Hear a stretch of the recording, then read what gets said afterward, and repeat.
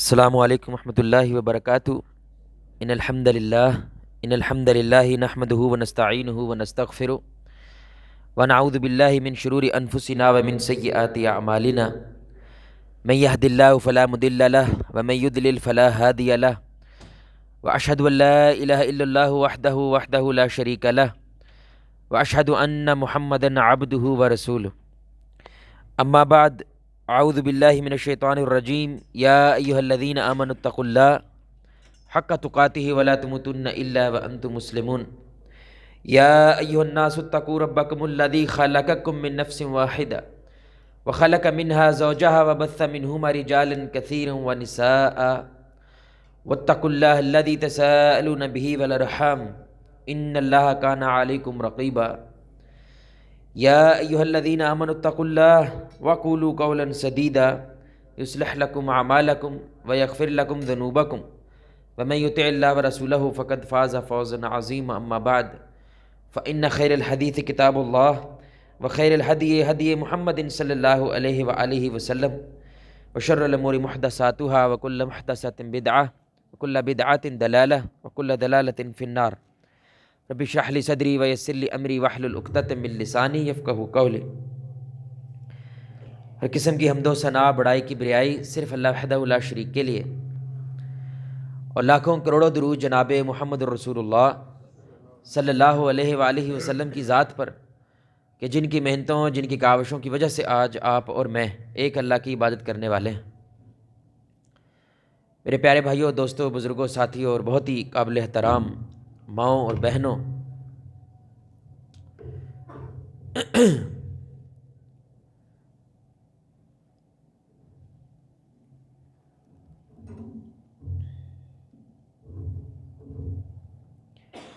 ہمارے اسلاف یہ بات کہا کرتے تھے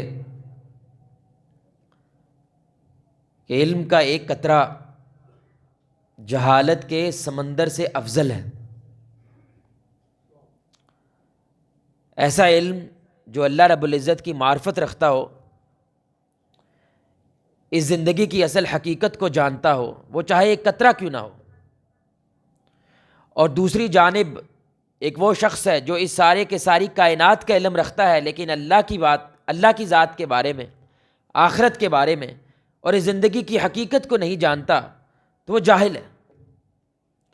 اور یہ علم کا ایک قطرہ اس جہالت کے سمندر سے افضل ہے۔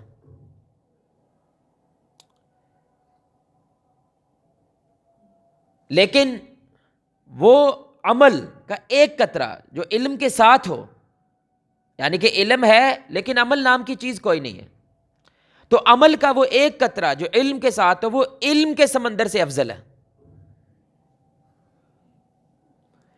وہ علم سارے کا سارا قرآن آپ کے سینے کے اندر محفوظ ہے، بخاری کی احادیث آپ کو انگلیوں پہ یاد ہیں۔ اللہ کی قسم اٹھا کے کہتا ہوں، قیامت والے دن آپ کو کخ فائدہ نہیں دے گا اگر اس کے مطابق عمل نہیں ہے۔ وہ کسی کام کی شے نہیں ہے اللہ کے نزدیک، کیونکہ علم کا پھل وہ عمل ہوتا ہے۔ جیسے پھل کے بغیر درخت بیکار ہوتا ہے، ایسے عمل کے بغیر علم بیکار ہوتا ہے۔ آپ بیمار ہیں، آپ کو دوا دی گئی ہے، تو دوا کا لے لینا وہ آپ کو کوئی فائدہ نہیں پہنچائے گا اگر آپ اس دوا کا استعمال نہیں کرتے۔ وہ دوا کتنا اثر رکھتی ہے وہ تب پتہ چلے گا جب آپ اس دوا کو اپنے عمل کے اندر لے کر آئیں گے۔ یہی معاملہ اسلام کا ہے بھائی، کہ یہ اسلام کبھی کبھی سننے میں بورنگ لگتا ہے، سننے میں دلچسپ نہیں لگتا، سن کے ایسا لگتا ہے کہ بھائی یہ مولوی کہہ رہا ہے کہ یہ والا ذکر کرو، رسول اللہ صلی اللہ علیہ وسلم نے کہا تمہیں رزق ملے گا، تو اب یہ بات پلے نہیں پڑتی ہے کہ بھائی رزق کا ذکر سے کیا تعلق ہے؟ میری دکان کا، گاہکوں کا اس فلاں ذکر کے ساتھ جو ایک لائن کا ہے، اس کے ساتھ کیا تعلق ہے؟ تو وہ سننے کے اندر ویسے سمجھ نہیں آتا، اس لیے شرط کیا رکھی ہوئی ہے، بھائی اس کو عمل میں ایک بار لے کر آؤ۔ یہ اثر کیسے دکھلائے گا یہ تمہارا مسئلہ نہیں ہے، یہ اللہ رب العزت کی ذات جانے اور اس کا یہ احکامات جانے جو اس نے تمہارے اوپر نازل کیے ہیں، وہ اثر پیدا کریں گے۔ لیکن شرط کیا ہے؟ صرف ان کو یاد نہ کرو، صرف ان کو کسی کے ذریعے نصیحت حاصل نہ کرو، بلکہ ان کو اپنے عمل کے اندر لے کر آؤ تو یہ اثر پیدا کرے گا۔ اس لیے علم اثر اس وقت پیدا کرتا ہے بھائی جب وہ عمل کے اندر آتا ہے، اور جو بولنے والا شخص ہوتا ہے اس کی بات میں بھی اللہ اثر اس وقت رکھتا ہے جب وہ عمل والا ہوتا ہے۔ جب وہ جو بات کر رہا ہے اس کے مطابق خود زندگی گزار رہا ہے، اس وقت وہ علم جو ہے وہ اس کے لیے بھی بامانی ہے، فائدے والا ہے، اور جو آگے سننے والے ہیں ان کے لیے بھی فائدہ پہنچتا ہے۔ اس لیے ہمارے نبی صلی اللہ علیہ وآلہ وسلم، دیکھیں ہمارے نبی صلی اللہ علیہ وسلم دنیاوی حوالے سے دنیاوی علم رکھتے نہیں تھے، لیکن وہ کون سا علم رکھتے تھے بھائی؟ وحی کا علم رکھتے، دین کا علم تھا صرف ان کے پاس۔ لیکن پھر بھی وہ یہ دعا کیا کرتے تھے، اللہم انی اعوذ بک من علم لا ینفع، کہ اللہ اس علم سے مجھے بچا، مجھے دور کر دے۔ حالانکہ ان کے پاس علم صرف اور صرف وحی کا علم ہے، اس علم سے مجھے بچا، دور کر دے جو علم نفع فائدہ نہیں دیتا، انسان کو کوئی فائدہ نہیں پہنچاتا، یعنی کیونکہ اس پہ وہ عمل نہیں کرتا تو اس کو وہ فائدہ نہیں پہنچاتا۔ تو ایسے علم سے ہمارے نبی صلی اللہ علیہ وسلم نے پناہ مانگی ہے۔ ہمارا معاشرہ، اس کا سب سے بڑا مسئلہ یہ ہے میرے بھائی، جاننے والے بہت زیادہ پیدا ہو گئے ہیں، جن کو پتا ہے میرا مسلک کیا ہے، میری جماعت کیا ہے، میں نے کس بات کا نعرہ لگانا ہے، اس کے جاننے والے بہت زیادہ پیدا ہو گئے ہمارے معاشرے میں، جس کو جیلا کہتے ہیں۔ جیلے پیدا ہو گئے بہت زیادہ، جو نعرے مارتے ہیں، لفظوں کے شعر ہیں سارے کے سارے، لیکن جب عمل کی بات آئے تو اس کے اندر ہمارے پاس قلیل تعداد میں لوگ موجود ہیں، اور انہی کے عمل سے یقین جانے اس دنیا کے اندر اسلام قائم ہے، وہ جو تھوڑے سے لوگ ہیں۔ تو اگر آپ کو معاشرے کے اندر برائی زیادہ بڑھتی ہوئی نظر آ رہی ہے تو اس کی صرف ایک وجہ ہے میرے بھائی، علم موجود ہے، مساجد موجود ہیں، مدارس موجود ہیں، لیکن عمل کرنے والے لوگ جو ہے وہ تھوڑے ہو گئے۔ پورا پورا قرآن سینے میں لے کے رکھنے والے لوگ بہت زیادہ ہو گئے ہیں، لیکن وہ جو سینے میں رکھا ہوا ہے قرآن ہے، اس کے مطابق زندگی گزارنے والے لوگ کم ہو گئے۔ ہم عمل کی میدان میں ماٹھے ہو گئے۔ پیسے، دولت، ان چیزوں کی وجہ سے میرے بھائی اللہ تعالیٰ کے ہاں معیار قائم نہیں ہوتے، کیونکہ اکثر انبیاء آپ دیکھیں وہ دنیاوی حوالے سے بالکل زیرو پہ کھڑے ہوتے ہیں، بلکہ منفی میں ہوتے ہیں۔ آپ ابراہیم علیہ السلام کو دیکھیں، پوری قوم اکیلے ابراہیم، لیکن کون جیتا؟ آپ موسیٰ علیہ السلام کو دیکھیں، فرعون سپر پاور ہے اس وقت کا، اور موسیٰ علیہ السلام علاقے کے اشتہاری بن کے وہاں سے بھاگ جاتے ہیں۔ اب ایک طرف سپر پاور ہے، دوسری طرف فقیری کی حالت میں، مسکینی کی حالت میں موسیٰ علیہ السلام ہے، تو کون جیتا؟ ایک طرف پورا مکہ ہے، بلکہ سارے عرب کے قبائل خندق کے موقع پر اکٹھے ہوئے، سارے اکٹھے ہو گئے، اور دوسری طرف اکیلے رسول اللہ صلی اللہ علیہ وسلم فقیری کی حالت میں پیٹ پہ خندق میں پتھر باندھے ہوئے ہیں۔ ہم سب جانتے ہیں کون جیتا؟ اللہ نے اتنی زیادہ کہانیاں، کس سے، ہم تو آخری امت ہے میرے بھائی، ہمارے حصے میں سب سے زیادہ کہانیاں آئی ہیں، ہمارے حصے میں سب سے زیادہ قصے آئے ہیں، کیونکہ سب کچھ ہم سے پہلے ہی ہے۔ لیکن اس کے باوجود ہم لوگ یہ سمجھتے ہیں کہ جتنا زیادہ میرا دنیاوی معیار بڑا ہوگا اتنی مجھے فتح ملے گی۔ آپ دیکھ لیں ہمارا میڈیا، ہمارے حکمرانوں کو گفتگو سن لیں، مجال ہے مہنگائی کے علاوہ ان کو کوئی رونا رونا آتا ہو، ہر طرف کیا ہے؟ مہنگائی مہنگائی مہنگائی، یعنی کہ پیسہ۔ جب تک پیسہ نہیں آئے گا یہ ملک نہیں سدھر سکتا۔ آپ کو ہر حکمران اور پورا میڈیا صرف یہ ایک بات کرتا نظر آئے گا، وہ یہ بات کبھی نہیں کریں گے کہ بھائی ایمان کی بنیاد پہ قومیں کھڑی ہوتی ہیں، عمل کی بنیاد پہ قومیں کھڑی ہوتی ہیں، جس کی بنیاد پہ یہ ملک حاصل کیا تھا صرف اس کے مطابق ہو جاؤ۔ اور یاد رکھیں اللہ 100% توقع ہی نہیں کرتا، کیونکہ انسان 100% ہو ہی نہیں سکتا۔ قیامت کا دن ہے بھائی، ترازو لگنا ہے، ترازو لگنا ہے۔ وہ ترازو کیوں لگنا ہے؟ کہ دونوں طرف 50-50 کلو سیب پڑے ہوئے بھائی، اس میں بھی 50 کلو سیب ہے، اس میں بھی 50 کلو سیب ہے۔ اب ایک کا پلڑا بھاری کرنا ہے، صرف آپ نے چھوٹا سا سیب ہی رکھنا ہے نا اس طرف، ایسا ہی ہے بھائی، صرف چھوٹا سا سیب رکھنا ہے اور وہ پلہ کیا ہو جانا ہے؟ بھاری ہو جائے گا۔ اب دوسری طرف گلے ہوئے سیب ہیں اور ایک طرف صاف ستھرے تازہ سیب ہے۔ اسی طرح اللہ تعالیٰ نے ترازو قائم کرنا قیامت والے دن۔ اب ایک طرف نیکیاں ہیں اور دوسری طرف برائیاں ہیں، اور وہ دونوں اگر برابر ہو جائیں تو صرف ایک ہی نیکی چاہیے آپ کو ایک سائڈ پہ، کہ پلہ بھاری ہو جائے اور آپ جنت والے بن جائیں۔ ایسا ہی ہے، تو اب 51 یعنی کہ اگر 100 ہوں تو آپ کی 51 اگر نیکی ہے تو 49 برائیاں موجود ہیں، لیکن آپ جنت میں جائیں گے۔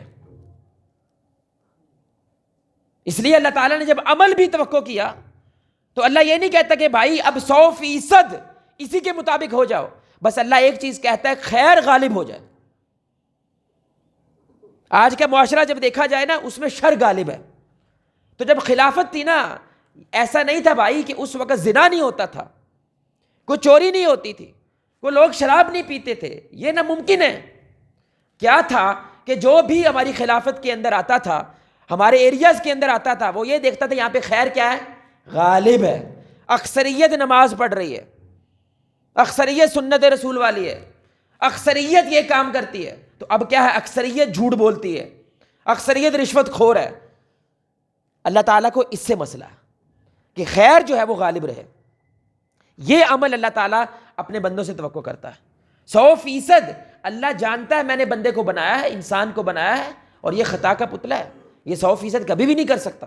ہاں اللہ یہ کہتا ہے کہ 100% کی سٹرگل جاری رکھنی ہے، اس کی کوشش جاری رکھنی، یہاں تک کہ تم میرے پاس آ جاؤ، یہاں تک کہ تمہاری ملاقات میرے ساتھ ہو جائے۔ رسول اللہ صلی اللہ علیہ وسلم، ترمذی کی حدیث ہے بھائی، ابو دردہ رضی اللہ تعالیٰ عنہ حدیث کے راوی کہ ایک دفعہ رسول اللہ صلی اللہ علیہ وسلم صحابہ کے ساتھ بیٹھے اور ستاروں کو دیکھتے ہوئے کہتے ہیں کہ اے میرے صحابہ، وقت آنے والا ہے کہ جب اللہ تعالیٰ میری امت سے علم کو چھین لے گا، مدارس موجود ہوں گے، قرآن موجود ہوں گے، بڑی بڑی احادیث کی لائبریریاں موجود ہوں گی، لیکن وہ اس سے فائدہ نہیں اٹھا پائیں گے۔ تو زیاد بن لبید رضی اللہ تعالیٰ عنہ مجلس میں بیٹھے ہوئے تھے، کہنے لگے یا رسول اللہ صلی اللہ علیہ وسلم، یہ کیسے ہو سکتا ہے؟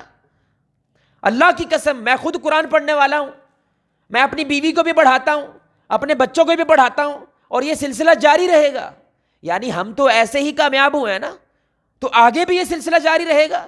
یہ کیسے ہو سکتا ہے کہ علم موجود ہو اور ہم فائدہ نہ اٹھا سکیں؟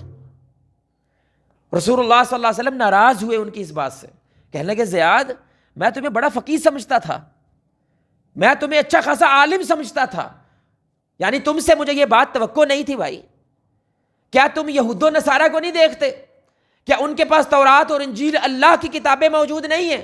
لیکن اس کے باوجود وہ کیا ہے؟ وہ گمراہ ہیں، وہ ذلت کا نشان بنے ہوئے ہیں، اور ہم فاتحہ میں ان کے لیے دعا مانگتے ہیں ان کے خلاف، غیر المغضوب علیہم ولا الضالین، آمین۔ اے اللہ یہود کا اور نصارہ کا، ان کے رستے سے ہمیں بچا۔ یعنی ان کے پاس سب کچھ ہونے کے باوجود بھی وہ گمراہ ہوئے کیونکہ اس پہ انہوں نے عمل نہیں کیا۔ تو کیا وقت آئے گا کہ سب کچھ موجود ہوگا لیکن میری امت اس کے مطابق جینا چھوڑ دے گی، اپنی رسم کو پہلے رکھیں گے، اپنی ناک کو پہلے رکھیں گے، اپنے گردن کا سریا نہیں توڑیں گے۔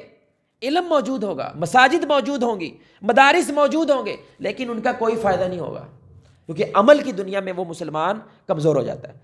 اب آپ کو جملہ زیادہ سمجھ آئے گا کہ علم کا ایک قطرہ جہالت کے سمندر سے افضل ہے، لیکن عمل کا ایک قطرہ اس علم کے سمندر سے افضل ہے۔ یعنی ایک بندے کو قرآن و حدیث کی ہر شے ازبر یاد ہے، لیکن دوسری طرف وہ فقیر ریڑھی والا بندہ ہے کہ جس کو آج اسلام ملا اور اس نے آج اسلام پکڑتے ہی پہلی نماز پڑھی اور فوت ہو گیا، اللہ کی قسم یہ فقیر افضل ہے اس بندے سے جو پورے کے پورے قرآن و سنت کے مجموعے کا علم رکھتا ہے۔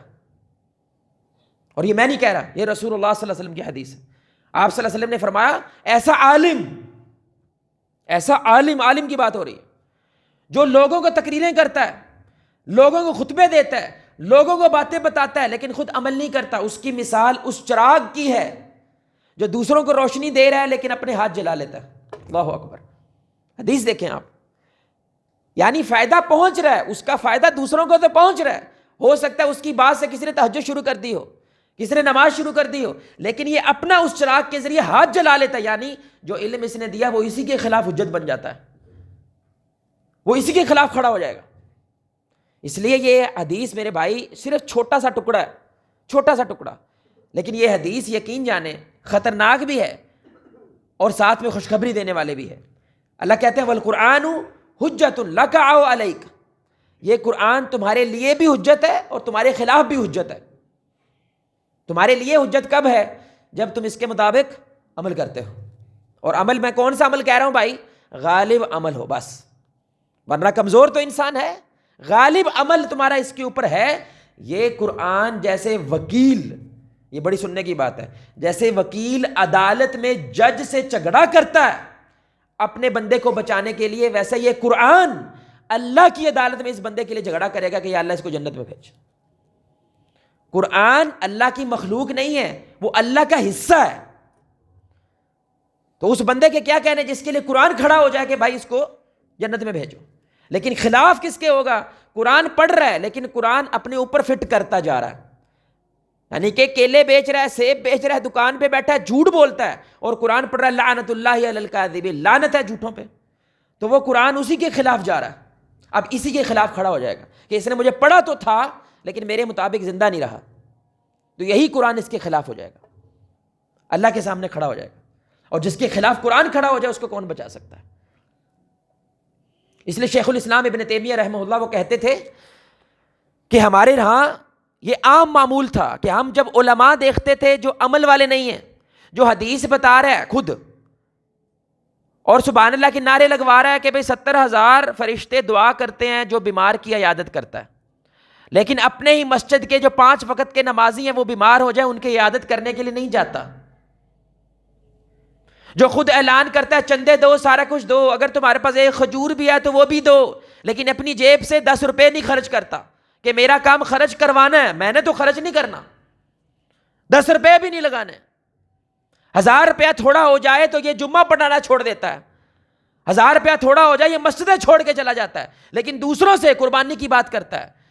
شیخ الاسلام ابن تیمیہ کہتا ہے جب ہم ایسے علماء دیکھتے تھے ہم کہتے تھے کہ یہود کے مشابہت رکھتا ہے، کیوں؟ کیونکہ یہود کے علماء وہ علماء تھے جو کتابوں کا علم رکھتے تھے لیکن عمل نہیں کرتے تھے، اور جب ہم ایسے عبادت گزار دیکھتے تھے جو ذکر میں بہت آگے ہے، عبادتوں میں بہت آگے ہے، راتوں کو اٹھ اٹھ کے رو رہا ہے لیکن علم نام کی چیز نہیں ہے، تو ہم کہتے تھے یہ عیسائیوں کی مشابہت رکھتا ہے، کیونکہ عیسائی وہ لوگ تھے جو رہبانیت اختیار کر گئے، انہوں نے چرچ کا پورا نظام بدل دیا، عیسیٰ علیہ السلام کو اللہ کا بیٹا قرار دے دیا، یہ سب کچھ کیا محبت میں کیا بھائی، لیکن علم کے بغیر کیا۔ تو ہم عیسائیوں سے بھی پناہ مانگتے ہیں کیونکہ عیسائی وہ لوگ ہیں جو عمل میں بڑے کمال کے ہوتے ہیں لیکن علم نہیں ہوتا پیچھے، اور ہم یہودیوں سے بھی پناہ مانگتے ہیں جو علم کے کمال کے ہوتے ہیں لیکن ان کے اندر عمل نہیں ہوتا، وہ عمل سے محروم ہوتے ہیں۔ تو اس لیے میرے بھائی اللہ تعالیٰ کا جو وعدہ ہے نا کہ یہ اسلام تمہاری انفرادی زندگی میں بھی فتح قائم کرے گا اور اجتماعی میں بھی، وہ وعدہ علم کے ساتھ ہے، اور علم بھی کون سا، عمل بھی کون سا، استقامت والا، یہ بھی بڑی اہم بات ہے۔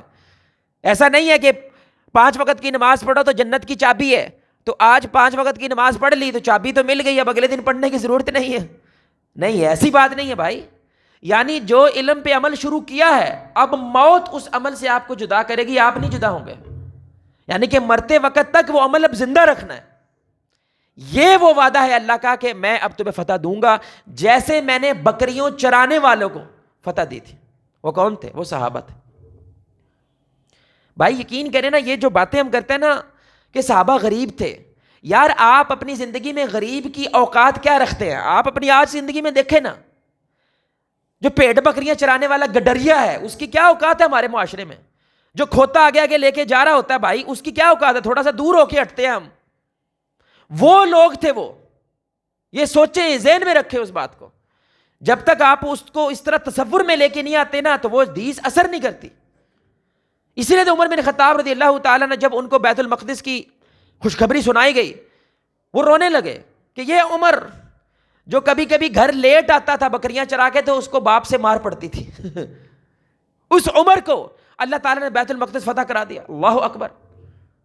کوئی اوقات نہیں ہماری اوقات اس عمل سے ہوئی ہے جو اسلام نے ہمیں دیا، بس ہم عمل کرتے چلے گئے، آدھی دنیا تک پہنچ گئے، اور ہمارے پاس آج 50 سے زیادہ اسلامی ممالک ہیں میرے بھائی، لیکن عمل کے میدان میں وہ ناپید ہو گئے، عمل کے میدان میں کمزور ہو گئے، ہر بات کے اوپر حجتیں کرتے ہیں، بحث کرتے ہیں، مسائل کھڑے کرتے ہیں، عقل کی بنیاد پہ ہر شے کو سمجھنا چاہتے ہیں، جب تک ٹوٹل مجھے سمجھ نہیں آئے گی میں نے عمل نہیں کرنا۔ اور دیکھ لو سب کچھ ہونے کے باوجود آج ہم ذلیل ہیں، ہم کسی کام کے نہیں۔ تو علم میرے بھائی اور دوستو جب انسان کے اندر داخل ہوتا ہے اگر آپ کو لگتا ہے کہ الحمدللہ بھائی یہ باتیں تو ہمارے لیے نہیں ہیں، یہ ان لوگوں کو جا کے بتاؤ جو عمل سے محروم لوگ ہیں، ہم تو عمل والے لوگ ہیں، ان کو بتاؤ نا جا کے جو عمل نہیں کرتے۔ ہم تو دیکھو مسجد میں بیٹھے ہیں، ہم تو خطبات سنتے ہیں، سب سے پہلے پہنچے ہوتے ہیں مسجد کے اندر خطبہ سننے کے لیے۔ تو اگر یہ سوچ ہو، میں یہ بات آ رہا ہوں، یہ سوچ ہو کہ سانو کی دسن ڈیا انہوں نے دسنا جڑے عمل نہیں کرتے، یہ سوچ آپ کی بتا رہی ہے، اگر ایسی ہے، امید ایسی ہے کہ ایسی نہیں ہے، اگر ایسی ہے تو یہ سوچ بتا رہی ہے آپ کو کخ نہیں ملا، علم نام کی چیز ملے ہی نہیں ہے۔ کیونکہ علم کی سب سے پہلی شاخ، سب سے پہلی شے کیا ہوتی ہے؟ جتنا ہے تھوڑا ہے، جتنا ہے وہ کیا ہے؟ تھوڑا، وہ کم ہے۔ اور ہمیشہ دیکھیں جتنی اچھی شے انسان ذائقہ چکھتا ہے اس کا، اتنا زیادہ اس کے اندر وہ فطرت پیدا ہوتی ہے کہ میں نے بھائی اور چکھنا۔ جس کا چسکا پڑ جائے بندے کو، یہ ہو نہیں سکتا۔ نشئی کون ہوتا ہے بھائی؟ نشئی کون ہوتا ہے؟ اس کو چس پڑ جاتی ہے ایک شے کی اور اس کے اندر ہی پھنس جاتا ہے۔ جس کو کس شے کا چسکا پڑ جائے، اب وہ اس کی بڑھوتری چاہتا ہے، اس میں زیادتی چاہتا ہوتا ہے۔ یہ انسان کے اللہ نے فطرت بنائی ہے۔ اور اگر آپ یہ سمجھ کے بیٹھا جو لب گیا بس کافی ہے، یہ نشانی ہے کہ آپ کو کچھ نہیں ملا۔ سب سے پہلی نشانی ہے۔ اس لیے جب علم آپ کے اندر داخل ہو تو اس کے 6 درجات ہیں۔ وہ 6 درجات اگر آپ نے کسی بھی محکمے میں، کسی بھی لحاظ کے اندر اگر آپ نے ان کو حاصل کیا ہے میرے بھائیوں اور دوستوں، تو آپ کو مبارک ہو یہ علم، کیونکہ یہ مقبول علم کی نشانی ہے کہ اللہ تعالیٰ کے ہاں یہ علم نہ صرف مقبول ہوا ہے بلکہ اس علم نے آپ کے اندر اثر پیدا کرنا بھی شروع کر دیا۔ اور اس میں سب سے پہلی شے جو علم میرے بھائیوں اور دوستوں جہاں سے اظہار کرتا ہے کہ بندے کو کچھ علم نام کی چیز ملی ہے، وہ آپ کی زبان ہے۔ سب سے پہلے علم کا اظہار آپ کی زبان سے ہوتا ہے، آپ کی گفتگو سے ہوتا ہے۔ کیونکہ علم کی باری جگہ کیا ہے؟ وہ آپ کا دل ہے نا۔ تو اب میں آپ کے دل تک تو نہیں پہنچ سکتا کہ اندر کیا چل رہا ہے، لیکن اس دل کی کھڑکی وہ یہ زبان ہوتی ہے۔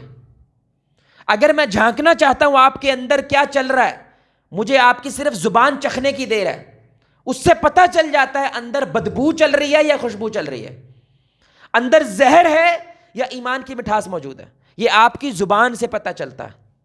اور ہم زبان کے کتنے رکھوالے ہیں، انا للہ و انا راجعون۔ شروعات یہاں سے ہوتی ہے آپ کی کہ آپ کے اندر علم پہنچا ہے، سب سے پہلے آپ کی وہ زبان کو بدل دے گا۔ اور زبان کے پھر کتنے گناہ پیدا ہوتے ہیں، وہ جھوٹ ہو، وہ کسی کو دھوکہ دینا ہو، وہ فراڈ کرنا ہو، وہ سارے کے سارے غیبت کرنا ہو، چغلی کرنا، یہ سارے کے سارے گناہ اس زبان کے ذریعے آتے ہیں۔ اس لیے جب انسان روزہ رکھتا ہے تو سب سے پہلا روزے کے اندر اللہ تعالیٰ جو عمل اپنے بندے سے توقع کرتا ہے وہ کیا ہے؟ زبان کی حفاظت۔ اس لیے ہمارے نبی صلی اللہ علیہ وسلم نے فرمایا روزہ رکھنے کے باوجود جھوٹ بول رہا ہے، گالیاں دے رہا ہے، لڑائی جھگڑے کر رہا ہے اس زبان کے ساتھ، تو اللہ تعالیٰ کو اس کے بھوک پیاس کی کوئی حاجت نہیں ہے، صرف بھوک پیاس مل رہی ہے اس کو، روزہ کوئی نہیں رکھا اس نے۔ اس اجر سے یہ محروم ہے جو اللہ تعالیٰ نے اس روزے کے لیے اجر رکھا ہوا ہے، کیونکہ اس کی زبان سب سے پہلی جگہ تھی جہاں پہ اس روزے کا اظہار ہونا چاہیے تھا۔ اور ہمارے جملے یقین کریں ایسے تیر والے جملے ہوتے ہیں، زہریلے جملے ہوتے ہیں، اگلے بندے کا سینہ چھنی کر کے رکھ دیتے ہیں۔ آپ کی بہن آپ سے ناراض ہے، کئی روز سے آپ کے گھر نہیں آئی، کسی دن اس کے دل میں کوئی خیال آیا، ہو سکتا ہے کسی جمعے کو سنا ہو، کوئی قرآن کی آیت پڑھی ہو، اس کے اندر احساس پیدا ہوا کہ مجھے اپنے بھرا دے گھر جانا چاہیے۔ اب وہ بھائی کے گھر جاتی ہے، بھائی آ گئی ہیں، بس یہ جو جملہ بولا ہے نا تو نے بھائی تو نے چیر کے رکھ دیا، آ گئی ہیں، لب گیا تینوں راہ، بس موقع کی جانا کہ تیری، بس یہ صرف جملہ بولنے کی دیر ہے، آپ نے اپنا سب برباد کر لیا۔ بھائی میں نہیں کہہ رہا، یہ رسول اللہ کہہ رہے ہیں کہ انسان زبان سے ایک جملہ بولتا ہے، اللہ تعالیٰ کو اتنا ناپسند ہوتا ہے کہ وہ جہنم کی گہرائیوں میں چلا جاتا ہے۔ ایک جملہ، یہ جو تو نے بڑک ماری ہے، اور اس بندے کے لیے جو جھک کے آیا تیرے گھر پہ، تجھے تو توفیق نہیں ہوئی تھی کہ تو اپنی بہن کے گھر جاتا، اس کو جا کے صلح کرواتا، بہن کا سر کجتا بھائی بن کر، باپ بن کر، یہ تو نے تیرے سے ہوا نہیں، تیری توفیق نہیں ہے۔ اگر وہ چل کے آ گئی ہے تو تو نے آگے سے کیا کیا؟ تو فرعون ہی بن گیا بھائی، اس طرح کے جملے بولنے لگ گیا۔ یہ زبان میرے بھائی چھنی کرتی ہے، اس لیے وہ کیا کہتے ہیں سیانے، زبان زخم بھی دیتی ہے اور مرہم بھی دیتی ہے۔ معاذ بن جبل رضی اللہ تعالیٰ عنہ جب ان کو یمن بھیجنے لگے نا، رسول اللہ اکثر ان کو نصیحتیں کیا کرتے تھے. سنیے گا بھائی، وہ گورنر بننے جا رہے ہیں، آپ نے تمام باتیں بتائی، اسلام کے یہ حکام ہے، ایمان کے یہ حکام ہے، آپ نے کہا ان سب کو، وہ جو گانٹھ مارنے والی شے بتاؤں تمہیں، یعنی کہ ان سب کو اگر تم بچانا چاہتے ہو تو اس کی گانٹھ مارنے والی جو شے ہے وہ تو ایک ہی ہے. تو معاذ بن جبل کہنے لگے یا رسول اللہ ضرور بتائیں. آپ نے زبان کو منہ سے نکالا اور پکڑ کے کہا اس کی حفاظت کر لو. معاذ بن جبل پتہ کہنے لگے یہ کون بننے جا رہے ہیں؟ گورنر، چھوٹا موٹا عہدہ نہیں ہے. اچھا، یہ بڑی اہم بات ہے. صحابہ کے اندر بھی یہ غلط فہمی پائی جاتی تھی، ہمارے معاشرے میں پائی جاتی، جس کی وجہ سے زبان کا خیال نہیں ہے. وہ کیا کہ بھائی میں جتنا مرضی بول لوں، جب تک میں عمل نہیں کروں گا میں پکڑا نہیں جاؤں گا. جو مرضی کرتے رہو، میں نے کسی کو کچھ کہا تھوڑی ہے، تھپڑ تھوڑی مارا ہے، چوری تھوڑی کی ہے، یعنی کہ میں نے عمل جب تک نہیں کیا تب تک جو مرضی بولتے رہو. صحابہ کو بھی ایسے ہی لگتا تھا. کہنے لگے یا رسول اللہ صلی اللہ علیہ وسلم ہم جو زبان سے بولتے ہیں اس کے لیے بھی ذمہ دار ہیں. آپ صلی اللہ علیہ وسلم نے فرمایا معاذ کیسی باتیں کرتے ہو؟ جہنم میں منہ کے بل گرانے والی سب سے زیادہ لوگوں کی تعداد زبان کی وجہ سے ہوگی. ہم کیا سمجھ رہے ذہن میں وہ نماز ہے، وہ روزہ ہے، یہ بڑے اعمال ہیں، لیکن یہ اتنے بڑے اعمال کرنے کے باوجود تمہاری زبان پہ اثر پیدا نہیں ہوا، جہنم پھر بھی ہے. کیونکہ یہ کرنا دوسروں کے حقوق کو سلب کرتا ہے اور تمہاری نیکیوں کو ضائع کر دیتا ہے. اس لیے میں کہتا ہوں بھائی نیکی کرنا اصل نہیں ہے، نیکی کو سنبھالنا اصل کام ہے، اس کی حفاظت کرنا اصل کام ہے. تو سب سے پہلے میرے بھائی جو شروعات ہے وہ آپ کی زبان ہے. سب سے پہلے علم اپنا اثر جہاں پہ چھوڑتا ہے، یعنی آپ نے دوائی کھائی اسلام والی تو سب سے پہلے اثر کہاں پہ پیدا ہونا شروع ہوگا بھائی؟ آپ کی زبان پہ اثر. یہاں سے شروعات ہوگی، یہاں سے شروع ہوگا. اگر آپ کی زبان محفوظ ہے، یعنی کہ پیر پہ پیر آ جاتا ہے، منہ گاڑ نکل جاتی ہے، ہاں جی، تھوڑی سی بائک ایسے کراس کر کے چلے جائے آپ، 4-5 منہ سے خود بخود نکل جاتی ہیں گالیاں، کیونکہ یہی آپ کے اندر ہے، یہی آپ کے اندر ہے. جو اندر ہوتا ہے وہی باہر آتا ہے. اس لیے منافق کو جب دبایا جائے وہ لڑائی کرتا ہے، گالیاں دیتا ہے. مومن کو جب دبایا جائے وہ صبر کرتا ہے. سمجھ رہی بات؟ یہ بڑی اہم بات ہے. وہ کی کہتے ہیں خالی پیپا کی کرتا بھائی وجدہ ہے کہ نہیں وجدہ ان دی آوازاں آندی ہیں، لیکن جو پڑھا ہوا ہو اس کے اندر سے آواز بولے بھائی، اس کے اندر سے آواز نہیں آتی. وہ جو خالی ہے اندر کھوکھلا ہے، تھوڑا سا آپ نے چھیڑنا ہے اس نے آپ کی ہر شے ایک کر دینی ہے. کوئی خیال نہیں کرے گا میرے سامنے میرا باپ ہے، کوئی عالم ہے، بزرگ ہے، کوئی خیال نہیں کرے گا، سب لتاڑ دے گا، کیونکہ یہی اس کے اندر ہے. اس لیے اللہ تعالیٰ نے مومنین کی شان کیا بیان کیا؟ والذین هم عن اللغو معرضون. مومنین وہ ہیں جو فضول اور کٹیا باتوں سے اپنے آپ کیا کرتے ہیں؟ محفوظ رکھتے ہیں، بچا کے رکھتے ہیں. کیونکہ ہو سکتا ہے میرے منہ سے کوئی ایسا جملہ نکلے اللہ ناراض ہو جائے، سب ختم ہو جائے. اس لیے اللہ اور روز آخرت پہ ایمان رکھتے ہو. تمہارے نبی نے کیا کہا کہ بولنا چاہتے ہو تو اچھا بولو، وگرنہ خاموش رہو. ایسا کرنا نہیں چاہیے. لیکن جیسے ہمارے کچھ ساتھی کو صوفی حضرات کے اندر وہ کیا کرتے ہیں، وہ لوگوں کو صرف ٹرین کرنے کے لیے چپ کا بھی روزہ رکھواتے ہیں. سمجھ رہے ہیں؟ صرف ٹریننگ کے لیے. میں ایسا نہیں کہہ رہا کہ ایسی کوئی حدیث ہے، لیکن صرف اپنے لوگوں کو، اپنے شاگردوں کو ٹرین کرنے کے لیے کہ تم نے 24 گھنٹے بولنا نہیں کچھ، اگر بولنا بھی پڑے لکھ کے بولنا ہے، صرف اس لیے تاکہ تمہیں خاموش رہنا سیکھو. اب یہ جملہ میرے بھائی ہر کو سمجھ نہیں آتا. اللہ کی قسم سب سے تاثیر والی زبان خاموشی ہے، قسم سے. میری ابھی وائف ہے میری، اسے تھوڑا سا جھگڑا ہو گیا میرا، یقین جانے پہلے میں ہمیشہ اس کو سمجھانے کے پیچھے پڑ جاتا تھا کہ انہوں سمجھا کے چھڑنا گا، اسی بڑے بڑے خطبے دیندے ہیں، بڑے دروس دیندے ہیں، انہوں سمجھانا. آپ عورت کو لفظوں سے کبھی نہیں سمجھا سکتے، یہ گورا یار یقین کریں. خاموش ہو جائیں، اس سے بہترین تاثیر کسی شے کی نہیں ہے. وہ خاموش ہونا بڑی ہمت کا کام ہوتا ہے، وہ بڑا مشکل ہوتا ہے، وہ مٹھ رکھنا بڑا مشکل کام ہوتا ہے. لیکن جو رکھ لینا میرے بھائی، یقین جانے اس خاموشی میں بڑی تاثیر ہوتی ہے. اب ایک دن ہمارا گزرا ہے، 24 گھنٹے دن رات گزرے ہیں، وہ آئی ہے، ہاں جی کیا مسئلہ ہے، کیوں نہیں بات کر رہے؟ کیونکہ یہ جو اگنور کرنا ہوتا ہے نا بھائی، نظر انداز کرنا ہوتا ہے، اس سے بڑی سزا نہیں ہوتی کسی کے لیے. خاموشی طاقت ہے. ہم کیا سمجھتے ہیں، ہمارے معاشرے میں کیا کہتے ہیں، خاموشی کمزوری ہے، اور چپ کر گئے ہیں، بولو نا، بولتی بند ہوگی تیری. یہ شیطان ہوتا ہے میرے بھائی، اس کو پمپ کرتا ہے کہ یہ پمپ ہو اور کو آل افعال بک دے اور سب ختم ہو جائے. کیونکہ عین اسی کے آگے آپ کی موت بھی ہو سکتی ہے نا بھائی، سب ختم بھی ہو سکتا ہے. اس لیے کتنی عجیب حدیث ہے کہ رسول اللہ صلی اللہ علیہ وسلم کہتے ہیں کہ جب صبح ہوتی ہے فجر کے وقت جب آپ جاگتے ہیں پورے جسم کے صحیح حدیث ہے سارے جسم کے اعضاء زبان کے سامنے ہاتھ جوڑتے ہیں، پلیے لوکے یہ ہاتھ بندے ہیں بھائی، اگر تو ٹھیک رہے گی ہم سارے ٹھیک رہیں گے، تو کرپٹ ہو گئی ہم سارے کرپٹ ہو جائیں گے۔ اللہ اکبر، انداز دیکھیں آپ حدیث کا، صحیح حدیث ہے۔ کیا مانی؟ یعنی کہ پلان تو نے بنایا زبان کے ساتھ کسی چور کے ساتھ مل کر، لیکن پکڑی کی جتیاں تو سانو ہی پہن گیا نا، یہ اہم بات ہے۔ یعنی اعضاء سارے کے سارے جیسے قیامت کے دن بولیں گے، اللہ تعالیٰ کہتے ہیں نا کہ زبان کے علاوہ سب کچھ بولے گا، ہاتھ بولیں گے، آنکھیں سب کچھ بولے گا، تو وہ بول کے اس زبان کو کیا کرتے ہیں؟ منع کرتے ہیں۔ اس لیے علماء کہتے ہیں زبان جسم کے اعضاء کے لیے ایک کمانڈر والا حساب ہے، کمانڈر والا، اس کے باقی سارے اعضاء کیا ہوتے ہیں؟ سپاہی ہوتے ہیں۔ یہ اگر اپنے آپ کو روک لینا، بچا لے، یقین کرے اچھا خاصا انسان جو ہے وہ گناہوں سے اور ان چیزوں سے بچ جاتا ہے۔ تو پہلی شے میرے بھائی، علم اثر کی شروعات کہاں کرتا ہے؟ زبان سے۔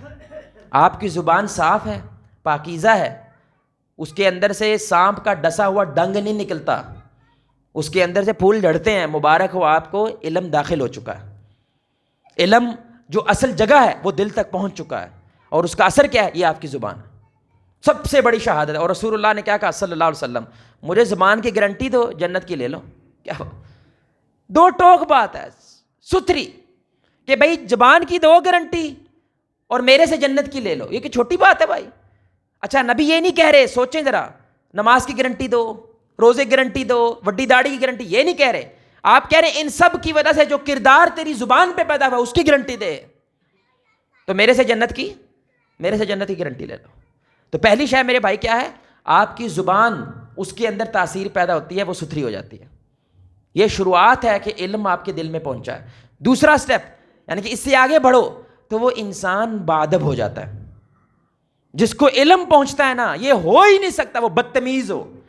وہ کیا ہو جاتا ہے؟ جس کو کہتے ہیں نا سلیقہ مند، رنگ ڈھنگ، باادب ہو جانا۔ اب وہ جو بھی کام کرتا ہے ایک سلیقے سے کرتا ہے، ادب کے ساتھ کرتا ہے، کیونکہ محبت کے ساری منازل میں سب سے پہلی منزل کیا ہے؟ وہ ادب ہے، محبوب کا ادب ہے۔ یہ ادب اس کے اندر جب پیدا ہوتا ہے وہ آپ کو نظر آتا ہے، اس کی سلام دعا کے اندر، اس کے اٹھنے بیٹھنے کے اندر، وہ آپ کو ادب نظر آتا ہے۔ یہ ادب اگر اس کے اندر پیدا نہیں ہوا تو ابھی بھی اس کے اندر علم پیدا نہیں ہوا بھائی، وہ جو آسمان کا علم ہے وہ پیدا نہیں ہوا۔ یہ رسول اللہ صلی اللہ علیہ وآلہ وسلم کا ادب ہے کہ جبریل علیہ الصلوۃ والسلام بھی اگر آ رہے ہیں تو جبریل ہمارے نبی صلی اللہ علیہ وسلم کون ہے؟ استاد۔ ہمارے نبی صلی اللہ علیہ وسلم جبریل علیہ السلام سے سیکھتے ہیں، لیکن ادب کے ساتھ ان کے سامنے بیٹھتے ہیں، ادب کے ساتھ ان کے ساتھ گفتگو کرتے ہیں۔ اور ہم ایک کسی مولوی کا درس سن کے آ جائے، دوسری مولوی کی چترول کرنا ہم پہ واجب ہو جاتا ہے۔ سمجھ آ رہی بات کی؟ یقین کرے ہمارے مسلک کے اندر، ہماری جماعت کے اندر ایک شے داخل ہو جائے ہم پورا جگ جیت سکتے ہیں۔ ادب پیدا ہو جائے، بات کرنے کی تمیز آ جائے، ہم یہ سمجھتے ہیں کیونکہ میں حق پہ ہوں، میں 2 + 2 = 4 کہہ رہا ہوں، اس لیے میرا یہ فرض بنتا ہے کہ ڈنڈا لے کے ساروں کو رگڑ دوں۔ نہ میرے بھائی، یہ کام نہیں کرنا، کیونکہ ہر ایک عمل کی شروعات ادب سے ہوتی ہے، ایک سلیقہ ہوتا ہے، ہر کام کا ایک طریقہ ہوتا ہے۔ اور اس کی سب سے بڑی دلیل کیا ہے؟ اسلام نے شاید ہی کوئی عمل بتایا ہو جس کے آداب نہ سکھائے ہوں، ایسا ہے کہ نہیں بھائی؟ وضو کرنے کے آداب، غسل کرنے کے آداب، گفتگو کرنے کے آداب، کھانے کے آداب، پینے کے آداب، کپڑے پہننے کے آداب، جمعے کے آداب۔ مولانا یوسف اصلاحی صاحب حافظہ اللہ، ان کی کیا ہے کتاب ہے پوری کی پوری، وہ کیا ہے؟ آداب زندگی۔ اس میں کیا ہے؟ صرف آداب ہیں کہ ہمارے نبی صلی اللہ علیہ وسلم مہمانوں کے سامنے کیا آدب رکھتے تھے، اپنے اسٹوڈنٹ کے ساتھ کیسا ادب رکھتے تھے، اپنے بچوں کے ساتھ کیسا ادب رکھتے تھے۔ وہ ادب پیدا ہونا یہ پہلی شرط ہے آپ کے علم کی عمل میں آنے کے لیے۔ میں کچھ آداب کا مثال کے طور پر ذکر کرتا ہوں۔ اللہ تعالیٰ قرآن میں بھی کہتے ہیں لقد کان لکم فی رسول اللہ اسوۃ حسنہ، ہمارے نبی صلی اللہ علیہ وسلم تمہارے لیے کیا ہیں؟ بہترین نمونہ، یعنی ان کو کاپی کرو، ان کو کیا کرو؟ ان کی نقل کرو، جیسے یہ کرتے ہیں ویسا کرو تو تم پہ بھی ویسی بارش ہوگی جیسے نبی کی اور نبی صلی اللہ علیہ وسلم کے صحابہ پہ بارش ہوئی، ایسے ہی کرو۔ اب کچھ آداب میں مثال آپ کو بتا رہا ہوں، پہلے ہوتا تھا لیکن اب ہمارے معاشرے میں یہ ناپید ہو رہا ہے کہ بھائی جب بھی مائیں اپنے بچوں کو گھر سے باہر نکالتی تھی، ادب کیا ہوتا ہے گھر سے نکالنے کا؟ اس کی کنگھی شنگھی بال کرتے تھے، سرما ڈالتے تھے، اچھے کپڑے پہناتے تھے، ایسا ہے کہ نہیں بھائی؟ اور اگر وہ بندہ ایسے ملنگ سا بن کے پھر رہا ہے گلیوں بازاروں کے اندر، ہم کیا کہتے تھے؟ تیرے آگے پیچھے، کیا کہتے تھے بھائی؟ تیرے آگے پیچھے کوئی نہیں ہے، تجھے سنوارنے والا کوئی نہیں ہے۔ رسول اللہ صلی اللہ علیہ وسلم نے ہمیں کیا سکھایا ہے؟ یہ جو ہم نے ذہن بنا لیا نا، یہ درویش آدمی ہے، سادہ سا آدمی ہے، کیوں؟ ایک بالوں میں کنگھی نہیں کرتا، کپڑے یہ استری کیے ہوئے نہیں پہنتا، بجا سا وہ بنا ہوتا ہے جیسے بھینس کے منہ سے کپڑے نکالے ہوں، ویسے کپڑے پہن کے آیا ہوتا ہے، جسم سے بدبو آ رہی ہوتی ہے، یہ مسلمان نہیں، یہ کٹیا مسلمان ہے، یہ مسلمان نہیں ہے، یہ کٹیا مسلمان۔ اور میں نہیں کہہ رہا، یہ رسول اللہ صلی اللہ علیہ وسلم کہہ رہے ہیں، ابن ماجہ کی حدیث ہے۔ رسول اللہ صلی اللہ علیہ وسلم کی مجلس میں صحابی آئے، دیکھیں صحابہ نئے نئے مسلمان ہوئے ہیں، اس لیے ہمارے نبی ساتھ ساتھ ان کی تربیت کرتے تھے۔ وہ مجلس میں آئے تو ان کے کپڑے عجیب، بال بکھرے ہوئے، اور ان کے اندر سے اسمیل بھی آ رہی ہے، تو ابھی بیٹھنے ہی نہیں دیا آپ نے، فوراً اخرج، نکل جاؤ یہاں سے، یہاں پہ بیٹھنے کی کوشش نہ کرنا۔ یہ کون ہے رسول اللہ؟ جو چڑیا صرف وہ تکلیف میں آ جائے تو ہمارے نبی کی آنکھ میں آنسو آ جاتا تھا۔ یہ میرے نبی کا ساتھی مجلس میں آیا ہے لیکن اس کو بیٹھنے نہیں دیا، اخرج، نکل جاؤ یہاں سے۔ صحابہ نعوذ باللہ رسول اللہ صلی اللہ علیہ وسلم سے محبت کرتے تھے، وہ یہ نہیں سوچنے لگ جاتے تھے یار منو کو کاٹ چھڑے اسی تو علم لین آئے سی، نہ میں نے کیا کہا؟ ادب۔ انہوں نے فوراً سوچا لگتا ہے میرے سے کوئی غلطی ہوئی ہے، میں نے کچھ غلط کیا کہ رسول اللہ صلی اللہ علیہ وسلم مجھے مجلس میں بیٹھنے نہیں دیا۔ تو انہوں نے اپنے کپڑے دیکھے، اپنا حلیہ دیکھا، انہوں نے کہا لگتا ہے یہی مسئلہ ہے، اپنا حلیہ سنوارا، مجلس میں آئے، ہمارے نبی صلی اللہ علیہ وسلم کے چہرے پہ مسکراہٹ آ گئی، اور آپ صلی اللہ علیہ وسلم نے فرمایا یہ تیرے لیے کہیں زیادہ افضل ہے بجائے اس کے کہ تو شیطان کی طرح دکھے۔ اللہ اکبر۔ اب یہ ہمارے نبی کیا کر رہے ہیں؟ ادب سکھا رہے ہیں مجلس میں شامل ہونے کا، ایک سلیقہ سکھا رہے ہیں۔ میں نماز تو پڑھنے آیا ہوں نا بھائی، نماز ہی پڑھنی ہے نا، اور کی مانگتے ہو بھائی؟ اللہ کیا کہہ رہا ہے؟ مسجد میں آؤ لیکن پپو بچے بن کے آؤ، خوبصورت بن کے آؤ، زینتکم عند کل مسجد، زینت اختیار کرو کیونکہ تم بادشاہوں کے بادشاہ کے سامنے کھڑے ہو رہے ہو۔ یہ کیا ہے؟ ادب ہے۔ ہمارے نبی صلی اللہ علیہ وسلم کی حدیث ہے جس کے لمبے بال ہوں اس کو چاہیے وہ اپنی بالوں کی عزت کرے۔ اللہ اکبر، حدیث، اپنے بالوں کی عزت کرے، یعنی ان کی کنگھی کیا کرے۔ اگر وہ ایسا نہیں کرتا، یہ بالوں کا حق ہے کہ ان کی عزت کی جائے، اگر نہیں کر رہا یہ بال اس کے خلاف ہو جائیں گے۔ یا اللہ تو نے مجھے عطا تو کیا تھا اس بندے کو، اس نے میرا خیال نہیں رکھا۔ اللہ اکبر۔ باقاعدہ الفاظ ہیں، اکرام کرو اپنے بالوں کا۔ پھر جمائی لینا، ہمارے لوگوں کو جمائی لینی نہیں آتی، ادب نہیں ہے نا، سلیقہ نہیں ہے۔ دیکھیں میرے بھائی یہ فطرت ہے۔ اب لوگ کہتے ہیں اس کی اتنی زیادہ اہمیت نہیں ہے، وہ صرف کدھر اڑے ہوتے ہیں؟ حرام اور فرائض، بس خلاص، اس کے علاوہ جو مرضی کرتے رہو۔ نہیں میرے بھائی، اسلام نہ ایسا بندہ چاہتا ہے اور نہ ہماری فطرت ایسا بندہ مانگتی ہے۔ آپ اپنے کمرے میں داخل ہوئے، ادھر سے جمعے پڑھ کے آپ گھر گئے، کمرے میں داخل ہوئے، کچھ بال بکھرے ہوئے ہیں، کپڑے سارے بکھرے ہوئے ہیں، چادر خراب ہوئی ہے، چیزیں نیچے گری ہوئی ہیں، اس میں حرام کام کیا ہے؟ بولے بھائی کچھ حرام ہوا ہے سر؟ آپ کو تکلیف ہوگی؟ بولے بھائی تکلیف ہوگی، برا لگے گا۔ فطرت کیا کرتی ہے؟ اس کو پسند نہیں کرتی۔ اللہ تعالیٰ نے ہمیں بنایا ایسے ہے، ہر چیز سلیقے کے ساتھ پڑی ہونی چاہیے کمرے میں، ہماری فطرت بھی یہی پسند کرتی ہے۔ اس لیے ہمارے نبی صلی اللہ علیہ وسلم نے ایک ایک چیز کا ادب سکھایا۔ جمائی لینا، اب لوگ کیسے جمائی لیتے ہیں؟ آپ ہنستے ہیں نا، اللہ کی قسم میرے نبی صلی اللہ علیہ وسلم، میں جان بوجھ کے کیا ہے۔ ہمارے نبی صلی اللہ علیہ وسلم نے فرمایا جب ایسا بندہ کرتا ہے، یعنی کہ آگے ہاتھ نہیں رکھتا، شیطان اس کو دیکھ کے ہنستا ہے، اشرف المخلوقات، یہ دیکھو اشرف، اس کو تو جمائی لینی نہیں آتی بھائی۔ اور ایک حدیث کے لفظ ہے منہ میں وہ پیشاب کرتا ہے جو بندہ ہاتھ نہیں رکھتا، عام معمول ہے، جٹکڑے سے بندے ہیں سارے، ان کو یہ ادب نہیں آتا، منہ کھول کے ایسے کرتے ہیں، ایسے کرتے ہیں۔ اب دیکھو نا 50 سال کا یہ بندہ ہو گیا، 40 سال کا ہو گیا، جمائی لینی نہیں آتی، سلیقہ نہیں ہے، ادب نہیں ہے۔ اور ہمارے نبی صلی اللہ علیہ وسلم نے ہمیں یہ ادب سکھایا ہے۔ چھینک آ جائے تو بھائی کو رومال کو شے آگے، بھائی کبھی کبھی آپ کو کیا ہوتا ہے، زکام ہوتا ہے، بلغم ہوتا ہے، وہ بلغم بھی باہر آتا ہے، تو آپ کیا رکھیں، کوئی رومال رکھیں، کوئی آگے ہاتھ رکھیں جب چھینک مارے، جب وضو کر رہے ہوتے ہیں۔ یہ میں آپ کو بنیادی چیزیں بتا رہا ہوں، اس سے تپ چڑھتی ہے۔ کس کو چڑھتی ہے؟ جو علم والا ہوتا ہے، جاہل کو تو فرق ہی نہیں پڑتا، کیونکہ جاہل ایسا بندہ ہو جاتا ہے جو گندے نالے پہ کھڑے ہو کے سموسے پکوڑے بیچ رہا ہے۔ آپ اچھے علاقے سے آئے ہیں، آپ کو بدبو آئے گی بھائی گندے نالے پہ؟ بولے بھائی آئے گی؟ اس کو نہیں آتی، کیونکہ وہ بدبو اس کا حصہ بن گئی ہے۔ اس کی زندگی کی کوالٹی اتنی لو ہو گئی ہے، اتنا نیچے چلا گیا ہے کہ بدبو بھی خوشبو لگتی ہے اس کو۔ آپ سمجھ رہے ہیں میری بات؟ تو جو علم والا ہوتا ہے نا، اس کو یہ چیزیں تکلیف دیتی ہیں۔ اس لیے دیکھیں نا ادب ہے نا کہ رسول اللہ صلی اللہ علیہ وسلم کے گھر کے باہر کھڑے ہو کے گھر سے باہر سے بندہ بلا رہے ہیں باہر رسول اللہ صلی اللہ علیہ وسلم کو, ایسا ہے کہ نہیں؟ تو اللہ نے سورہ الحجرات اتار دی اور کیا کہا یہ بے ادب لوگ ان کو حیا کرنی چاہیے کہ باہر کھڑے ہو کے آوازیں دے رہے ہیں. ہمارے معاشرے میں یہ اہم چیز ہے کہ نہیں؟ باہر کھڑے ہو کے اونچی آوازیں دے رہے ہوتے ہیں. اور لقمان علیہ السلام اپنے بیٹے کو نصیحت کر رہے ہیں, گدھے کا کام ہے ایسی گندی گندی آوازیں نکالنا, اونچا بولنا, گدھے کا کام ہے یہ آداب ہے میرے بھائی. آپ وضو کر رہے ہیں, یقین کریں مجھے تو تکلیف ہوتی ہے بھائی, مجھے آپ کا پتہ کوئی نہیں. وضو کر رہے ہیں ماشاءاللہ منہ ایسے تو ہوتے ہیں جیسے سزا دے رہے ہیں منہ کو, چھٹا مارتے ہیں وہ ساتھ والے کو بھی بھگا دیتے ہیں, تیرے تے تیزاب ڈگ گیا ہے. او بھائی تیزاب کی بات نہیں ہے, بے ادبی کی بات ہے یار. یہ میں بتاؤں گا نا کہ مجھے تکلیف ہوئی ہے کہ نہیں. اور رسول اللہ صلی اللہ علیہ وسلم نے کیا کہا ہے, مسلمان وہ جو اپنی زبان اور ہاتھ سے دوسرے مسلمان کو بولے بھائی تو مجھے تکلیف ہوئی ہے تیرے اس ہاتھ سے, باوے تو وضو کر رہا ہے یہ کام کرنا. جب وہ تو بلگم نکال رہا ہوتا ہے نا, سارے آس پاس بیٹھے ہیں, یہ کام مجلس میں کرنے کا, وہ اکیلے کمرے میں ہو, اکیلے لیٹرین کے اندر ہو, بیسن کے پر کھڑے کرو, وہ گرارے کرو, لیکن سارے بیٹھے ہیں یار, آپ بلگم نکال رہے ہو, تمیز کرو بھائی. آپ جب ناک میں سے کوئی گند نکال رہے ہو تو بھائی کوشش کرو وہ جو نالا ہوتا ہے اس کے پاس بیٹھے ہیں. لوگ اٹھ کے آ جاتے ہیں, وہ گند وہاں پہ پڑا ہوا ہے.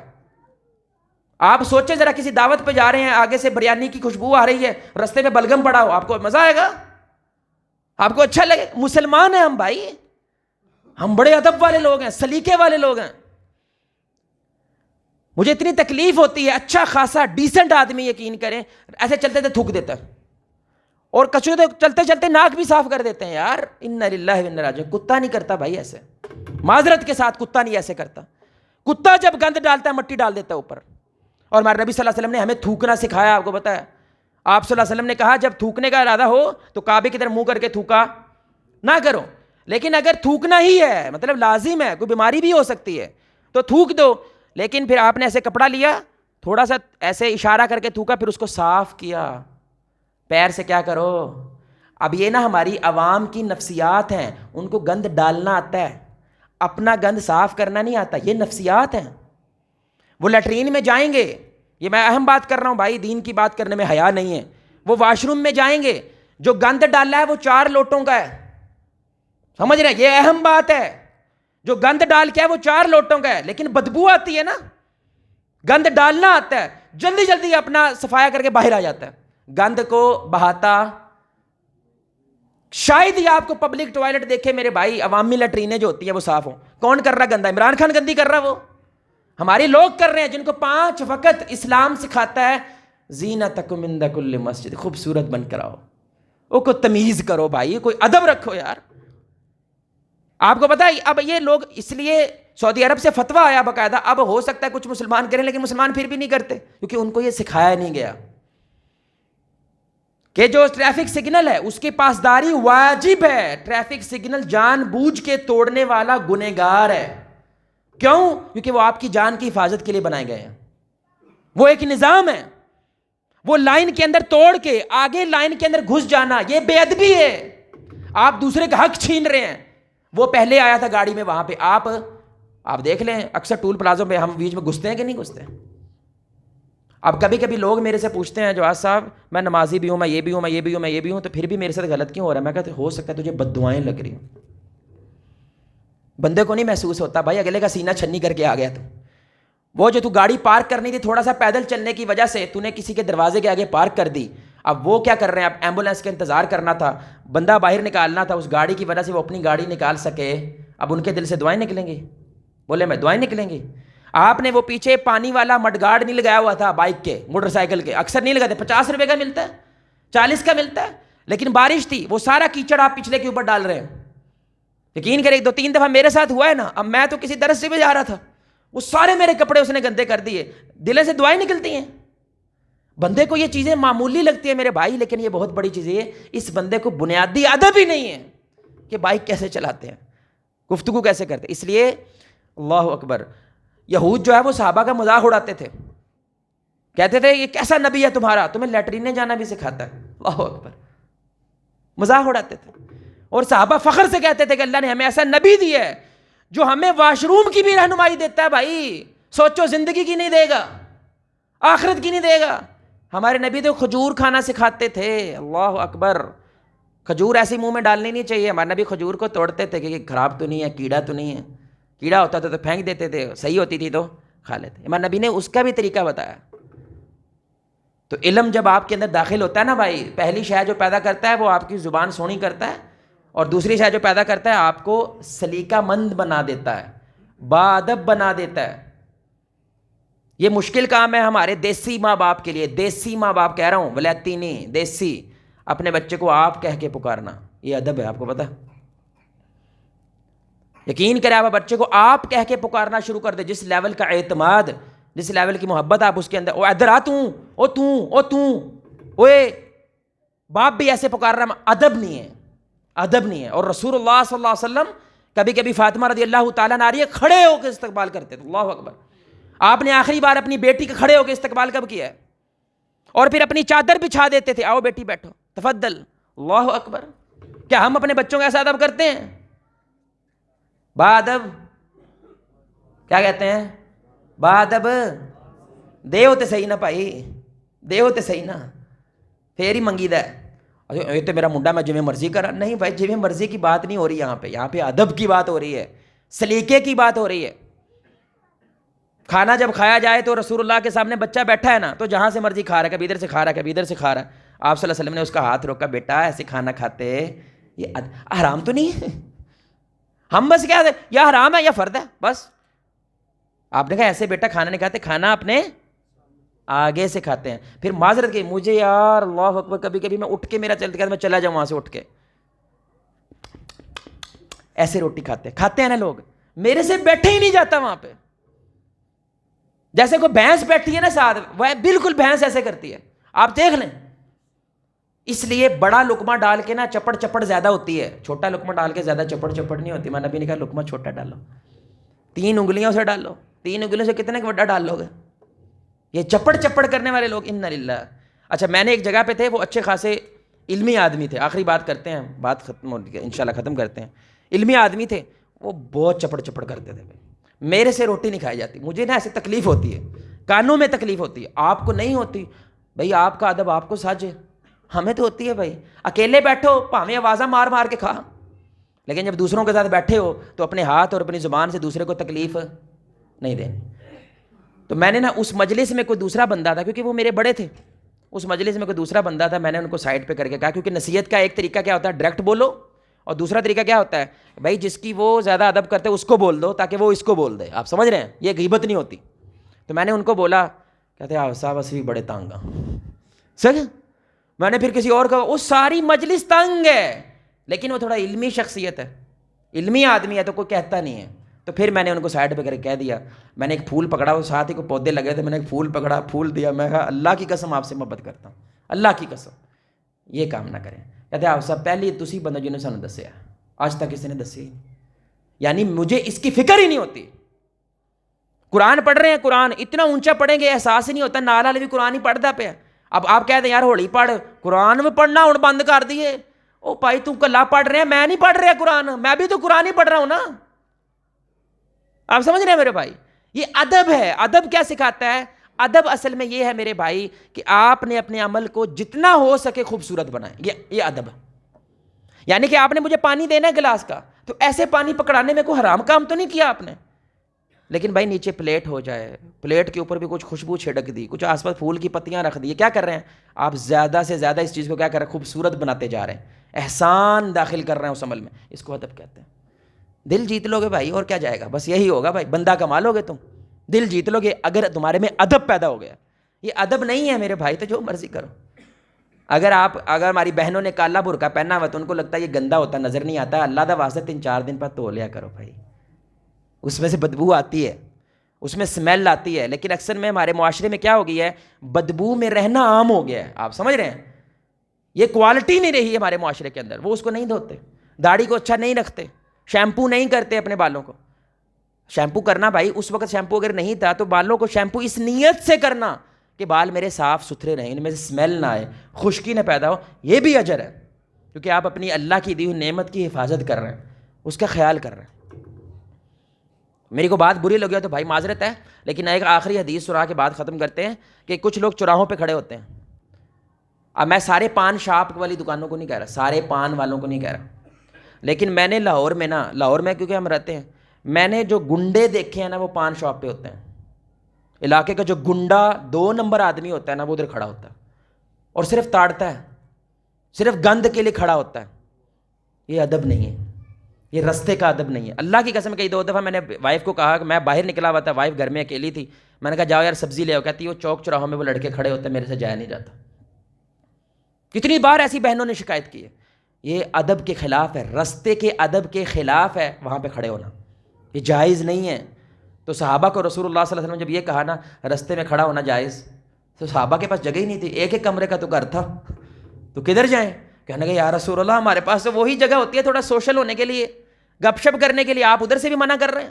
آپ نے کہا پھر رستے کا حق ادا کرو. اللہ اکبر، کمال ہے یار، کیا آداب ہے اسلام کے. صحابہ کو رستے کا بھی حق ہے، بولتے دس از ٹو مچ بھائی، رستے کا بھی حق ہے. آپ نے کہا رستے کا بھی حق ہے، 4 حقوق ہے رستے کے. رستے کا سب سے پہلا حق کہ وہاں پہ کھڑے ہو لیکن کسی کو تکلیف نہیں پہنچانی، یعنی کیلا کھایا، کیلا کا چھلکا پھینک دے، کسی لات پان چھڈی، یہ کام نہیں کرنا وہاں پہ کھڑے ہو. ایسے بوتل پھینک دی، ریپر پھینک دے، گند ڈالا، یہ کام کرنا یہ رستے کا حق ہے، یہ تم نہیں کر سکتے. دوسرا اگر کوئی تمہیں سلام کرے تو سلام کا. تیسرا نظر جھکا کے کھڑے ہونا. اللہ اکبر، نظر کو کیا کرنا ہے؟ اگر کوئی ماں بہن بیٹی آ رہی ہے تو یاد رکھنا دوسروں کی آنکھیں اور گھر تمہارا بھی ہے، تو نظریں کیا کرو؟ جھکا کے. اور چوتھا اگر کچھ غلط ہو رہا ہے وہاں پہ تم دیکھ رہے ہو تو کیا کرو؟ منع کرنا ہے، منع کرنا جا کے بھائی یہ نہ کرو. نہیں ہوتا تم سے ایسا تو نہ کھڑے ہو، گھر جاؤ، کیونکہ یہ رستہ تمہارے خلاف کھڑا ہوگا قیامت کے دن، اس نے میرا حق ادا نہیں کیا تھا. اللہ آداب دیکھ رہے ہیں آپ بھائی، ادب دیکھ رہے ہیں آپ اسلام کا، کتنے آداب بیان کیے جائے، یعنی کہ جتنی بات زیادہ کی جائے اتنی کم ہے. اللہ کا واسطہ میرے بھائی، اگر آپ واقعی یہ سمجھتے ہیں کہ ہم علم حاصل کرتے ہیں، تقاریر سنتے ہیں، خطبات سنتے ہیں، تو وہ اس علم کے اظہار کی کچھ نہ کچھ نشانیاں ہوتی ہیں. اس میں سے اصل میں 6 درجات ہم نے بیان کرنے تھے لیکن وقت ختم ہو گیا. تو پہلی اس میں سے کیا ہوتی ہے؟ اس کا اظہار آپ کی زبان سے ہوتا ہے. میں بھائی دین کا کام کرنے والا ہوں، آپ یقین کریں مجھے تہجد گزار ملے ہیں، راتوں کو رونے والے ملے ہیں، زبان والے نہیں ملے. یقین جانے میں سچی بول رہا ہوں، یعنی کہ زبان سے جو وعدہ کر دیا اس کے لیے جان دے دینے والے یہ بندے نہیں ملے. آج بات کریں گے کل بھول جائیں گے. بندہ انتظار کر رہا ہوتا ہے کہ بھائی بندہ کہاں رہے گا، وہ سب بھول گیا. یہ مسلمان نہیں ہوتا میرے بھائی، اس کی زبان اس کا سب کچھ ہے، کیونکہ اسی زبان سے آپ اسلام کا خیر کا اقرار کرتے ہیں. تو زبان پہ اظہار ہوتا ہے، اور دوسرا اس کے اندر ادب سلیقہ پیدا ہو جاتا ہے. وہ اپنے ہر عمل کو، اپنے انداز، اپنے کپڑے، اپنے رہن سہن، ہر چیز کو خوبصورت سے خوبصورت کرنے کی کوشش کرتا ہے. تو انشاءاللہ اگر زندگی میں موقع رہا تو انشاءاللہ باقی بھی چیزیں ذکر کریں گے. پھر تیسرا سٹیپ کیا ہوتا ہے؟ آپ اس بندے کا عمل شروع ہو جاتا ہے، یعنی عمل کے میدان کے اندر وہ پختہ ہونے لگ جاتا ہے. پھر چوتھی چیز کیا ہوتی ہے؟ اس کی صحبت بدل جاتی ہے. یہ لازم بات ہوتی ہے کہ اس کی پھر کیا ہوتی ہے؟ اب وہ دوسرے لوگوں میں رہ نہیں پاتا، اس کو تکلیف ہوتی ہے، اس کو کوفت ہوتی ہے. پھر وہ کیا کرتا ہے؟ ویسے ہی بندے ڈھونڈتا ہے جیسا وہ خود بن گیا ہے. تو صحبت بدلتی ہے. 5ویں چیز کیا ہے؟ لازماً اس کا سر کا سریہ ٹوٹ جاتا ہے، اس میں عاجزی آ جاتی ہے، اس میں جھکاؤ پیدا ہو جاتا ہے. وہ بڑی آسانی سے معاف کر دیتا ہے، وہ جلدی غصہ نہیں کرتا ہے. وہ لوگوں کو ہمیشہ یہ سوچتا ہے کہ یار ہو سکتا ہے میرے، یعنی کہ کوئی جرم بھی ہو گیا ہو لیکن پھر بھی وہ یہ سوچتا ہے ہو سکتا ہے میرے بھائی سے غلطی ہو گئی ہو سکتا ہے کوئی غلط فہمی ہو گئی ہو. یہ عاجزی اس میں پیدا ہو جاتی ہے. اور آخری شے وہ کیا ہے؟ عمل بالمعروف و نہی عن المنکر. اب یہ سارا کچھ یہ چاہتا ہے کہ دوسروں کے اندر بھی پیدا ہو جائے. یہ درجات ہیں. انشاءاللہ زندگی رہی تو آگے انشاءاللہ اس پہ بات کریں گے. اللہ تعالیٰ سے دعا ہے جو ہم نے کہا اللہ تعالیٰ اس پہ عمل کرنے کی توفیق عطا فرمائے. اگر کسی کی دل آزاری ہو تو بھائی معذرت ہے، حق بیان کرنے آیا، چندہ لینے نہیں آیا، حق بیان کرنے آیا. اور حق کا مقصد کیا ہوتا ہے؟ رنج ہوئے راضی ہوئے، حق ہے بھائی، حق ہوتا ہے. لیکن میری کوشش پوری ہوتی ہے کہ اس کو محبت کے ساتھ ہی پیش کیا جائے. لیکن پھر بھی اگر کسی کی دل آزاری ہوئی ہے تو بھائی اللہ کے لیے معاف کیجیے گا. جزاک اللہ خیر. سبحانک اللہم و بحمدک، اشہد ان لا الہ الا انت، استغفرک و اتوب الیک.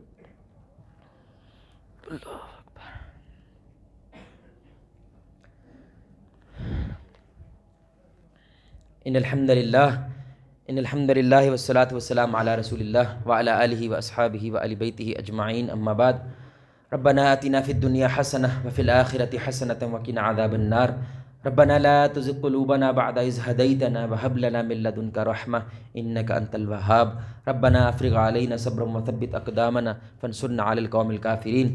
اللہ رب العزت دعا ہے اللہ آپ کو، مجھے، ہم سب کو محمد رسول اللہ صلی اللہ علیہ وسلم کی ذات کے ساتھ جنت الفردوس میں اس انداز سے اکٹھا کرے ہم سب مل کے اللہ کے چہرے کو آسمان میں دیکھیں 14ویں رات کا چاند۔